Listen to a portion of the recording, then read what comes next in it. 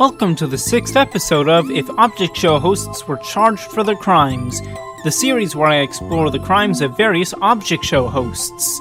Before we begin, I would like to ask you all to subscribe with notifications on, as it would be much appreciated.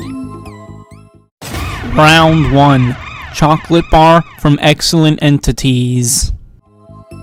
Excellent Entities gets off to a really slow start. And not just because the first two challenges aren't interesting in the slightest, but also because the first crime isn't committed until episode 3. In it, Chocolate Bar, predictably enough, traps Broomer in the ECP. The episode is too low res for me to read what it stands for, but I'd guess Eliminated Contestants Prison. He's not the only one either, as 5 others also get sent there as the first season progresses, which means this is 6 counts of forced imprisonment. Side note, why Broomer and not just Broom? I swear they'd better not make an OK Broomer joke later in the series. Also in episode 3, Chocolate Bar warns the contestants about bears without giving them any kind of way to defend themselves from the bears, or even a first aid kit if anyone gets injured.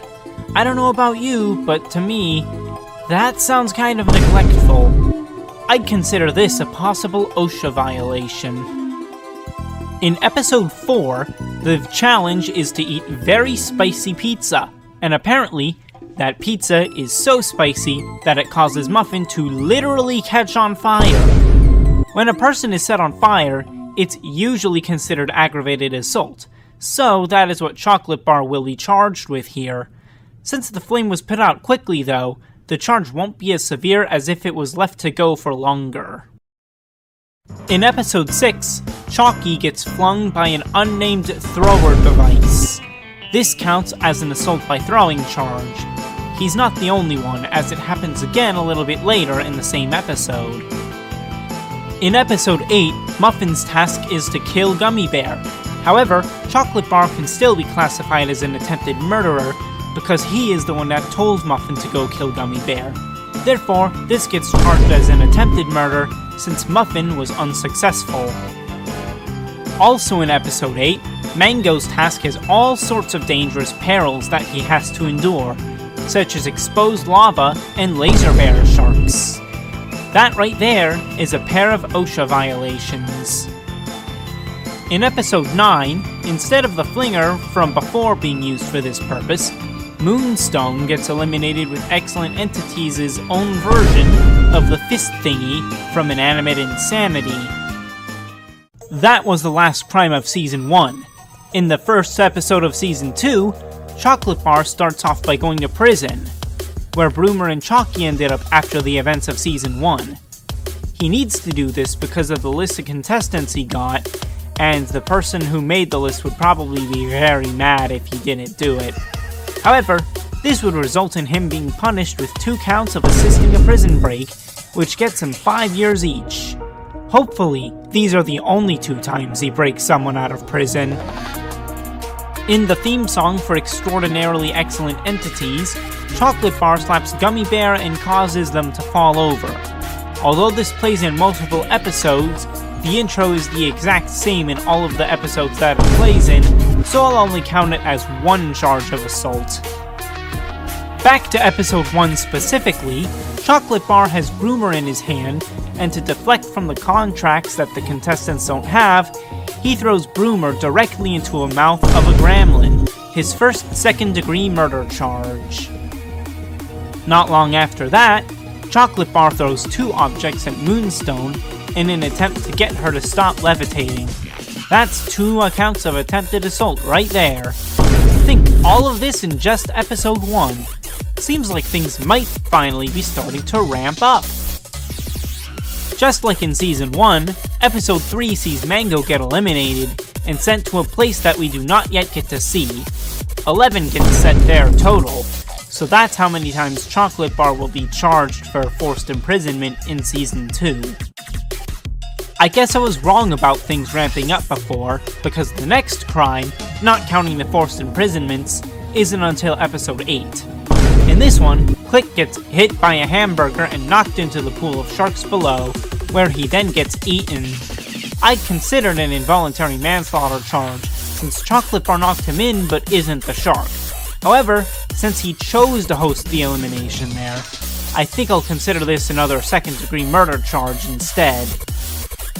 Then, in episode 12, there's an additional second-degree murder charge when Chocolate Bar drops an anvil onto Unicorn Horn. Nail has no idea how he did that, and neither do I, but he obviously did. In episode 14, the people in the bus that were protesting to get Micro back were getting on Chocolate Bar's nerves, so he dropped all of them into the void. Since they most likely died, he will be getting a mass murder charge, and as a result, his first death penalty. The destruction of the bus itself also warrants a property damage charge of over $1,000. So far, the finale of Season 2 is also the finale of the entire show. Until April 29th, that is. And we're ending this one off with a bang. As it turns out, there actually was no Season 2 this entire time. Instead, Chocolate Bar has been taking money from the bank accounts of all of the contestants. Since the contestants entrusted their money with whatever bank or banks they use, he's essentially taking money from the banks themselves, which makes this into a charge of embezzlement.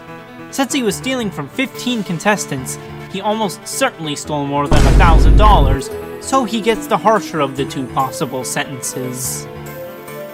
Additionally, in his flashback, he burns down the bar that he was in as a response to the bartender and what they said. It just keeps getting worse from there. Remember when I said hopefully he doesn't break out any other people besides Broomer and Chalky? Turns out, it wasn't just them, but all 15 of the contestants, which means, you guessed it, 13 more counts of assisting a prison break. Finally, he bribed English Muffin, Click, and Purple Gummy Bear to prevent the truth from getting out, which counts as obstructing justice.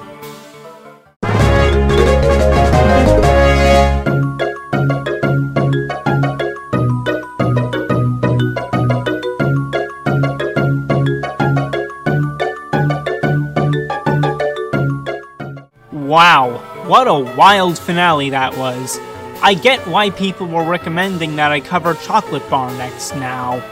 Anyways, the final punishment for Chocolate Bar is a death penalty, 3 life sentences, 130 years in prison, and a fine of $386,000. Round 2. Oodle from Animated Inanimate Battle. Animated Inanimate Battle is quite different from the other shows I've covered so far, in that it's animated in PowerPoint, along with having the second largest cast outside of BFB. But what are the crimes of its host, Oodle? Let's find out. The first crime that Oodle commits is in the pilot episode, AIB 0. The very first thing he does, besides standing there, is to eat Leek, a pretty obvious second-degree murder charge. I see we're starting off big with this one. He then kills 3 more contestants when he flattens Brick, Hailstone, and Hanger with a hammer hand. Although it could be argued it was self-defense, my counter to that is that if Oodle hadn't eaten Leek in the first place, then those 3 wouldn't have tried to attack him. Predictably enough, starting in episode 2, Oodle sends eliminated contestants to the Doodleverse.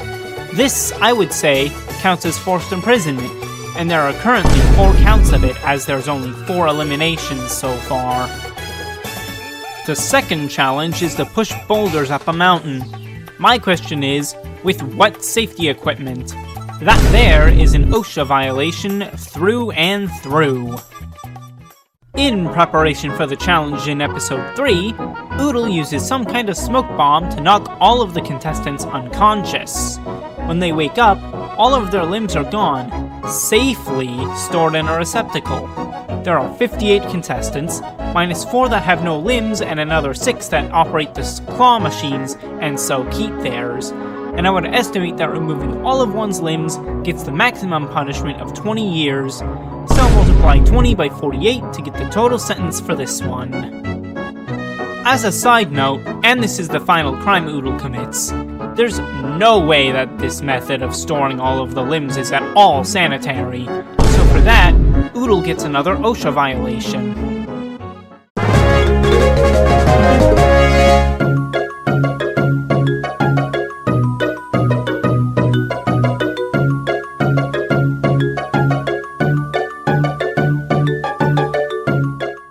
For these crimes, Oodle gets a total sentence of 4 life sentences, 964 years in prison, and a fine of $14,000. Crazy how much of that came from just one crime though. Thank you all for watching, and I'll catch you all in the next video.